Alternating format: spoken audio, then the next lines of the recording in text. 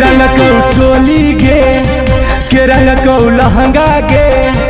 देखौ नेटाई गे चीजा तोरा महंगा गे हे गे के रंग को चोली गे के रंग को लहंगा गे देखौ नेटाई गे चीजा तोरा महंगा गे गेलिए हलदावा लेवे अच्छा इंजेक्शन देवे भिरिया में बोला के कौन जरावा धर कइरे रे मेडिकल में रंगवा डॉक्टरवा डल कइरे अच्छा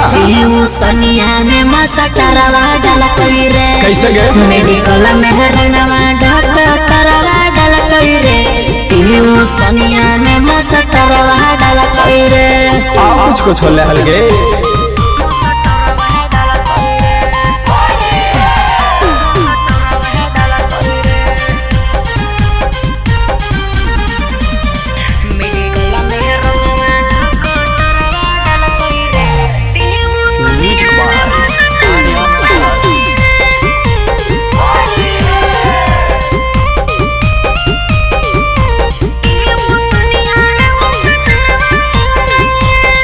मसटरवा धरल कई पेन डॉक्टरवा धरल कई आला रे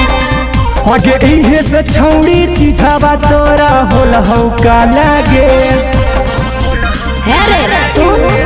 मसटरवा धरल कई पेन डॉक्टरवा धरल कई आला रे आगे इहे से छौड़ी चीजावा तोरा होल हौ का लागे हे रे गोजब के फीला होले अच्छा तो चीज ढीला होले नए नए छौड़ा मोर का पड़वा फल कइरे कैसे गे मेडिकल में रंगवा डॉक्टरवा डल कइरे अच्छा सनिया में मसटरवा डल कइरे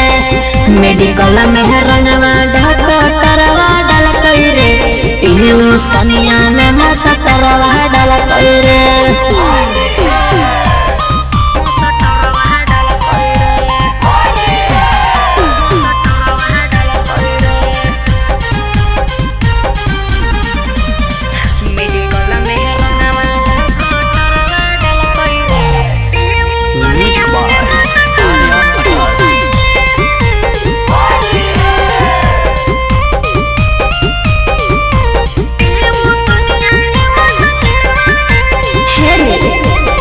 कता बाली उमरिया कमे हरई मोराए आगे कैसे के छौड़ी दुनहु के तू कोइनी माई में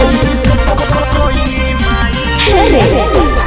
कता बाली उमरिया कमे हरई मोराए आगे कैसे के छौड़ी दुनहु के तू कोइनी माई में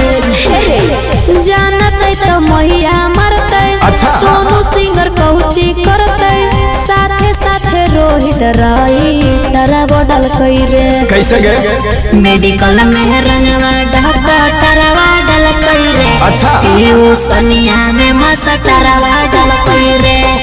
मेडिकल में रंगवा डॉक्टरवा डल कइरे सनिया में मसटरवा डल कइरे आएंगे तो कैसे बात रहनी है गे भोलेनाथ रिकॉर्डिंग स्टूडियो बानावर बिशुनगंज।